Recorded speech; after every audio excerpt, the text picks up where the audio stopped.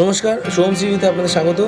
আমি আজকে ফেলুদার প্রকাশনার 50 বছর পূর্তি উপলক্ষে সন্দীপ রায়ের ডবল ফেলুদা সেই সিনেমার রিভিউ করতে চলেছি। ডবল ফেলুদা আসলে দুটি গল্প। ইন্টারভালের আগে সমাদদারের চাবি এবং ইন্টারভালের পরে গোলকধাম রহস্য। সমাদদারের চাবির বিষয়ে আমরা একটা জিনিস বলতে চাই, দুটো পর্বেই গোলকধাম রহস্য এবং সমাদদারের চাবি দুটো ক্ষেত্রেই ফেলুদার ভূমিকায় রয়েছেন আমাদের শুভ্রজিৎ চক্রবর্তী, যিনি এর আগে অনেকবার ফেলুদার ভূমিকায় অভিনয় করেছেন এবং ওনার অভিনয় নিয়ে কোনো বিন্দুমাত্র সংশয় নেই। কিন্তু একটা বিষয় আমার খুব চোখে লেগেছে, সেটা হলো ফেলুদার ভুঁড়ি দেখতে আমরা ঠিক অভ্যস্ত নেই। আমি আরেকটা জিনিস খুব ভালো করে লক্ষ্য করেছি, যেটা আমি বাদশাহ আংটি থেকে দেখে আসছি, সেটা হচ্ছে ভিএফএক্সের প্রভাব খুব চোখে লাগার মতন। অর্থাৎ ভিএফএক্স যতটা নমনীয় হওয়া উচিত ততটা নমনীয় নয়। বাদশাহ আংটি সেই র্যাটেল স্নেক এবং আমাদের এই সময় প্রাপ্ত বসুর সঙ্গে কিছু ট্যাক্সি সিনস আছে ফেলুদার, সেই সময়টার যে ঘটনাগুলো হয়েছে সেক্ষেত্রেও ট্যাক্সির পেছনের জানলা দিয়ে যা আমরা দেখতে পাই সেগুলো সত্যিই খুব চোখে দাগ কাটে। সমাদদারের চাবি খুব টানটান গল্প, খুব সুন্দর গল্প। সমাদদারের চাবি নিয়ে কোনো সংশয় নেই। ইন্টারভালের পর শুরু হলো গোলকধাম রহস্য, যেখানে সিধুজটার ভূমিকায় রয়েছেন পরাণ বন্দ্যোপাধ্যায় এবং এইখানে আমরা দেখতে পাই যে কাহিনী দ্বিতীয়ার্ধে যাওয়ার পরে বেশ কিছুটা গতি হারায়। অর্থাৎ যে টানটান উত্তেজনার সঙ্গে ফেলুদা প্রথমে সমাদদারের চাবি শুরু হয়েছিল, সেই টানটান উত্তেজনা আস্তে আস্তে ঝিমিয়ে পড়ে।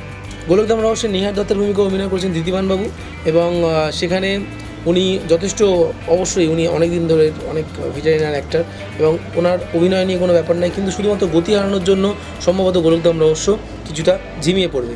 কিন্তু এই গল্পগুলো শেষ হয়ে যাওয়ার পরে যেটা আসল জিনিসগুলো আমার ভালো মনে হয়েছে, সেটা হচ্ছে গত 50 বছর ধরে যখন ফেলুদা নানা রকম করে তৈরি হয়েছিল, সেটা আমাদের সত্যজিৎ রায়ের হাতেই হোক বা সন্দীপ রায়ের হাতেই হোক, যেখানে বিভিন্ন চরিত্র হিসাবে মুকুল হিসাবে কৌশল চক্রবর্তী এবং অন্যান্য যারা রয়েছেন তাদের অভিজ্ঞতা, সিদ্ধার্থ চট্টোপাধ্যায় যিনি প্রথম তোপসে হয়েছিলেন তার অভিজ্ঞতা এবং আনন্দ পাবলিশার্সের প্রকাশকদের অভিজ্ঞতা, কিভাবে এখনও পর্যন্ত সত্যজিৎ রায় আমাদের মধ্যে বেঁচে আছেন। অবশ্যই তিনি বেঁচে আছেন এবং সত্যজিৎ রায় বেঁচে আছেন বলেই ডবল ফেলুদা মানুষজন দেখতে যাচ্ছে। নাহলে শুধু যদি আমরা সিনেমাটাকে আলাদা করে ভাবি, তাহলে সমাদদারের চাবির পরে গোলকধাম রহস্য কিন্তু আমার মোটেও ভালো লাগেনি।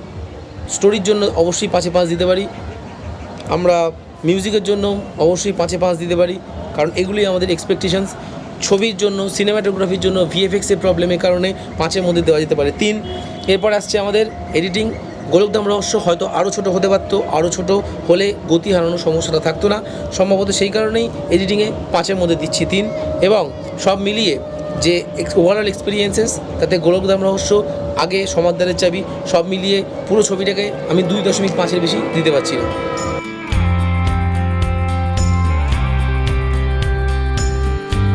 তো এটা হলো আমাদের তরফ থেকে একজন দর্শক হিসাবে ডবল ফেলুদার রিভিউ। অবশ্যই যারা ফেলুদা নিয়ে নস্টালজিক আমার মতন, তারা সবাই অবশ্যই হলে গিয়ে সিনেমাটা দেখতে পারেন। ফেলুদাকে আবার নতুন করে ফিরে আসার একটা বার্তা সন্দীপ রায় লিখেছেন। ফেলুদা ফিরবে এই গল্পের শেষেও।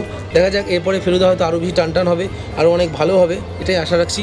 এর পরবর্তী সময় আমি আপনাকে রিভিউ দেবো অরিন্দম শীলের ব্যোমকেশ পর্ব, আসছে খুব তাড়াতাড়ি। তার জন্য আমাদের চ্যানেলে চোখ রাখুন এবং অবশ্যই সাবস্ক্রাইব করতে ভুলবেন না।